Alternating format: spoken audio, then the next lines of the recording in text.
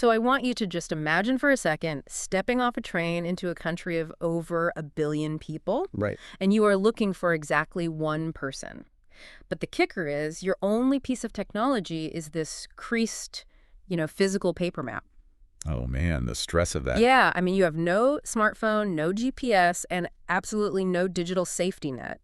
Like, if a train breaks down, you don't get a little push notification. You just sit there and wait. You just wait. Yeah, And in 2001, that wasn't some, manufactured survival reality show. That was literally just a Tuesday. exactly. It forces this completely different relationship with the world around you. Because today, I mean, we engineer our travel to basically eliminate uncertainty. We really do. We want the wild, authentic experience, Yeah. but we want it completely stripped of the risk of the unknown. So we optimize the spontaneity right out of the journey. Which is exactly why we are diving back into the sources from the No Signal audio series today. Because for anyone listening who meticulously plans their vacations on like a 40-tab spreadsheet, right? I'm definitely looking at you and our listeners. But this deep dive is kind of the ultimate antidote to that hyper-connected fatigue we all feel. It really is. So just to set the stage for you guys, we are following Marcy, who is this young Japanese traveler, and so far he has already hitchhiked the entire length of Japan, from the snowy north of Hokkaido all the way down to Kyushu. An incredible trip on its own. Right. And then he crossed the sea, navigated South Korea, and now he is plunging into this vast, wildly unpredictable landscape of China. And diving into Marcy's journals and his audio logs from this specific leg of the trip, it really brings us to a profound philosophical question. Yeah. And it's one I really want you, the listener, to keep in the back of your mind as we follow his trail today, which is what happens when you let go of your perfectly planned life and you simply surrender to the chaos of the journey. I mean, it's so easy to say, oh, just surrender to the journey, right? Right. Like, we can say that from the comfort of a studio. Oh, absolutely. But the reality of actually doing that when you are exhausted and thousands of miles from home is entirely different. It's terrifying. Totally. So today, we're going to test that exact premise by looking at 3 distinct moments from Marcy's time in China. So we've got a bizarre hustle at the Great Wall, a desperate race against the calendar across the Chinese countryside, and a really chaotic, beautiful moment of human connection in a Shanghai dorm room. The Great Wall is such a perfect place to start, I think, because it represents the ultimate collision of this majestic ancient history and raw, unregulated street commerce. Yeah, let's put ourselves in Marcy's shoes for a second. So he takes a shared bus out of Beijing to the Great Wall. And he's just awestruck. I mean, Yeah. the sheer scale of it rolling over the mountains is incomprehensible. But as he's walking along the wall near one of those ancient stone guardhouses, he encounters a local man. Right. And this guy is dressed head to toe in ancient Chinese soldier cosplay. It's like a full movie set costume. Exactly.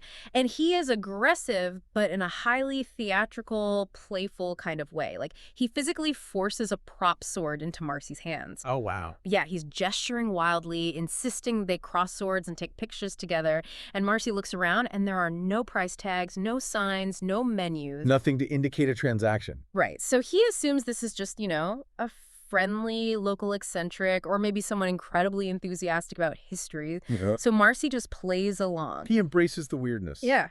They strike a pose, they take the photos.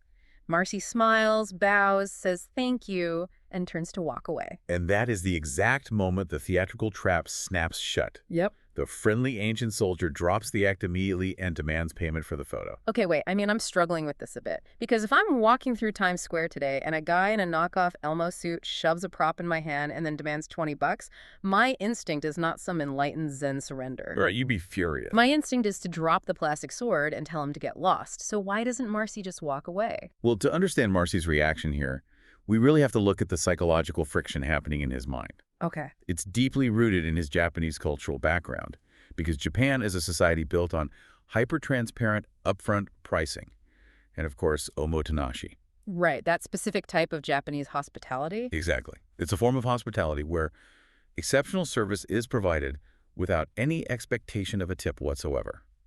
The price on the tag is exactly what you pay, full stop. So the concept of hidden fees or like aggressive street hustles is completely foreign to his baseline reality. Beyond foreign, honestly.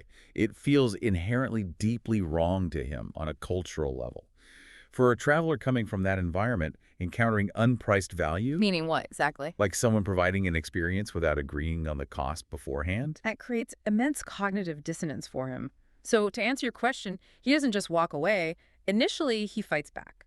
Oh, he does. Yeah, the sources describe them arguing for about 10 minutes in this messy, chaotic mixture of broken Japanese, Chinese, and just frantic hand gestures. Oh man, that sounds incredibly stressful. I mean, a typical Western rights-based reaction might be to escalate that, right? To claim extortion, demand a contract, or look for the authorities, because we are very protective of our consumer rights. We are, and that Western instinct, it's really about defending the ego. Yeah. It's this core belief that the world should operate according to a strict set of fair rules. And when it doesn't, we freak out. Right. When it doesn't, we feel we must enforce our will upon it. But after 10 minutes of this linguistic tug-of-war on the Great Wall, Marcy has an epiphany. Okay. He actually looks at the man, past the costume, and realizes something fundamental. This guy is just trying to make a living. Wow. This is his livelihood. He's standing out on a massive wall in the freezing wind, hustling just to feed himself. So the anger just kind of evaporates. It does. He makes a philosophical choice to surrender his ego. He stops fighting the perceived unfairness of the universe, and he pays the man 15 yuan. Which is what, in USD? At the time, it was only about 500 yen, so just a few dollars. But here is the critical shift. He reframes the entire transaction. Instead of viewing himself as the victim of a scam, he categorizes that 15 yuan as a tuition fee. A tuition fee for street smarts. I mean, I love that framing. It's brilliant. He paid a few dollars for a master class in how the broader, unregulated world operates outside the predictable bubble of his home country. Exactly. By letting go of his rigid expectations, he embraces a sort of Eastern fluidity. Bending like bamboo so he doesn't break. Yeah. If he holds on to his righteous anger, his entire day at one of the wonders of the world is ruined. And instead, he turns this minor crime into pure entertainment, because the sources note that he goes back to his hostel in Beijing that night and over drinks with the other backpackers. This story becomes the ultimate icebreaker. Yes. He trades his ego for social currency, which is just a brilliant mechanism for coping with travel fatigue. He masters the art of letting go of a few yuans. But the narrative quickly pivots, and the universe asks him to let go of something much larger. Something far more structural to a traveler's psyche, which is his actual itinerary. Yeah, this is where the story shifts genres entirely. So Marcy gets back to Beijing, treats himself to some Peking duck, and is settling into what he thinks will be this slow, culturally enriching tour of the capital. A nice, relaxing time. Right. Then he gets a message. Now, we really need to remember the mechanism of communication in 2001. It was not easy. Getting a message while backpacking usually meant finding a smoky internet cafe, paying by the hour for a dial-up connection just to check a Hotmail account, or, relying on word of mouth through mutual acquaintances. The arrival of information was a physical, deliberate event. It wasn't this constant passive stream we have in our pockets today. Totally. And the information he receives is massive. He finds out that a high school friend of his, a guy from his hometown of Asakawa, is currently traveling in Bangkok. And this isn't just any friend. No, this is not just a casual buddy. This is the specific friend whose wild stories of surviving India were the very catalyst that inspired Marcy to drop everything and hitchhike across Asia in the first place. He's his travel guru. Exactly, his guru. And Marcy learns this guru is going to be transiting through Hong Kong on his way back to Japan. So they decide they absolutely must meet up. It's the classic call to adventure. Yeah. But the geography of China immediately turns this into a logistical nightmare. It's an absolute nightmare. Because travelers often suffer from the illusion that they control their journey just because they hold a guidebook. But time and geography are the actual masters. So let's break down the terrifying math of this situation for a second. Marcy is in Beijing. He decides to leave on an overnight train heading south to Shanghai late on February 26th. Okay. The rendezvous in Hong Kong is scheduled for March 2nd. But because February is a short month, he essentially has 4 days to cross the entirety of eastern China. Which is insane. To put that in perspective, just the very first leg of this trip, the train from Beijing to Shanghai, takes 19 hours. 19 hours. I mean, when you are used to navigating an island nation like Japan with highly efficient scheduled transit, the sheer continental landmass of China in the early 2000s is practically unfathomable. It really is. Because the high-speed rail network we know today, that did not exist. These were slow, grueling green trains. It is basically like trying to hit a moving target while blindfolded. I mean, if one train breaks down or if a bus is delayed by a washed-out road, the cascading delays mean he and his friend will just pass like ships in the night. Exactly. And without cell phones, neither of them would even know they missed each other until weeks later when they logged back into a computer in their respective home countries. Which forces a total transformation in Marcy's mindset. Uh, The theme of surrender, it evolves here from a psychological state. like letting go of being scammed. Right. It goes from that to a purely physical state. The journey is no longer about sightseeing. It has become a survival thriller. Seriously. He submits to the physical reality of the distance, driven entirely by this deep human desire for connection. He sacrifices his comfort and his plans just for the chance to see a familiar face. Which brings us to the aftermath of that first grueling leg. So he survives the 19-hour train ride and arrives in Shanghai, completely exhausted, with only a single day to spare before he has to keep moving south. It's one day to recover. Yeah, and he makes his way to a dormitory, and the environment is a stark contrast to where he was staying in Beijing. Well, you know, the architecture of the spaces we inhabit, it really dictates our psychological openness, especially when we are that vulnerable and tired. That is so true. Because the sources describe his Beijing accommodation as these tiny, cramped 6 tatami mat rooms stuffed with bunk beds. Just claustrophobic. Can't breathe in there. But his dorm in Shanghai is this massive 20 tatami mat room. Instead of stacked bunks, it's filled with spaced out single beds. It's airy, it's quiet, and it basically feels like an oasis. Which is so needed. But why does a room's square footage make such a difference to a backpacker's mindset? It comes down to territoriality. Think about it. In a cramped, claustrophobic space, human instinct is to draw invisible boundaries. You retreat inward, you put your headphones on, you protect your tiny bubble of space because it's all you have. Right, your defenses are just completely up. Exactly. Great. But a massive 20-mat room with open space, it mimics a public square. The physical boundaries dissolve, which causes the social boundaries to dissolve. It lowers the defensive mechanisms and naturally invites interaction. And man, he desperately needs that interaction at this point. So in this expansive room, he crosses paths with a group of South Korean backpackers. Oh, this part is great. Yeah, and because Marcy had just spent weeks traveling through South Korea before taking the ferry to China, he has this immediate point of connection. So he starts sharing these wild stories of his time in Seoul. Yeah. He's telling them about visiting a Korean TV station, meeting local celebrities, even going skiing right in the middle of the city. And we really must examine the mechanics of how this conversation is actually happening, because it cuts right to the core of cross-cultural connection. Because neither party is speaking their native language, right? Exactly. Marcy doesn't speak fluent Korean, and they don't speak Japanese.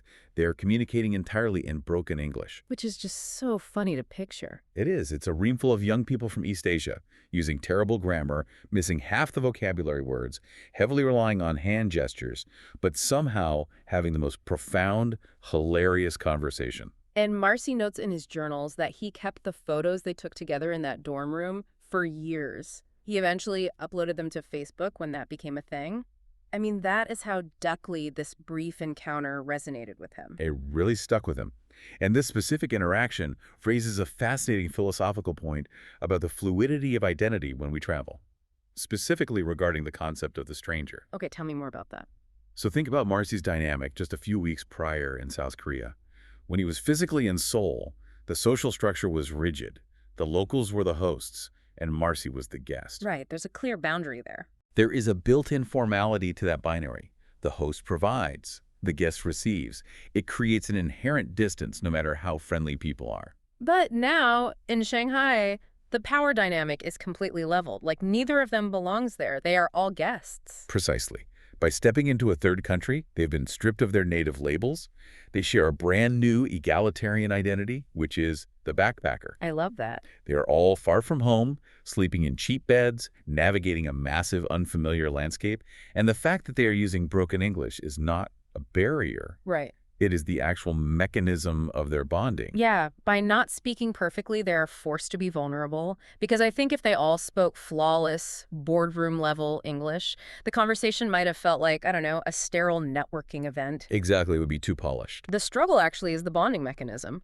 When you are frantically pantomiming how you went skiing in Seoul using a vocabulary of about 40 English words, you just cannot take yourself too seriously. It completely strips away the ego.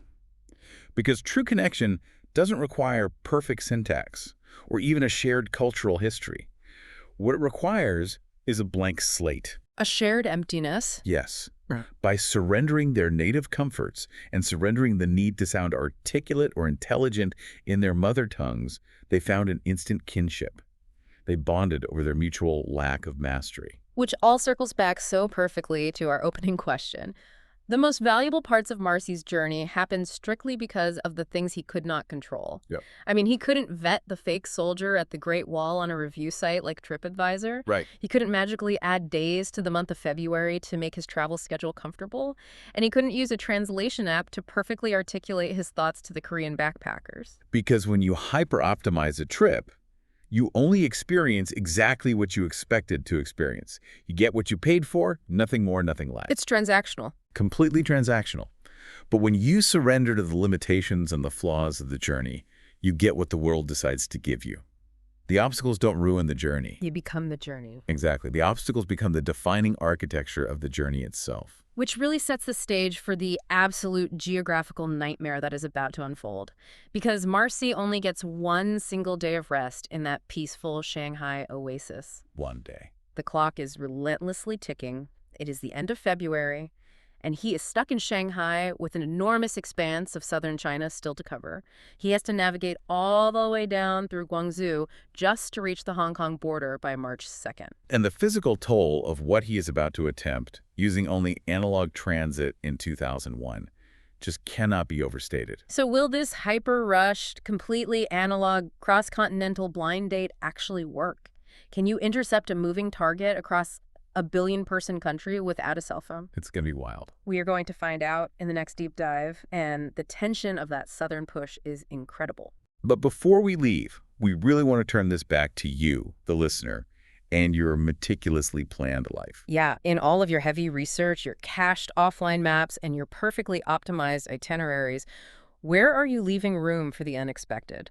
What might you discover about yourself and the strangers around you if on your very next trip you intentionally left the spreadsheet behind, powered down the smartphone, and simply surrendered to whoever crosses your path? We'll leave you with that. Until next time, keep exploring.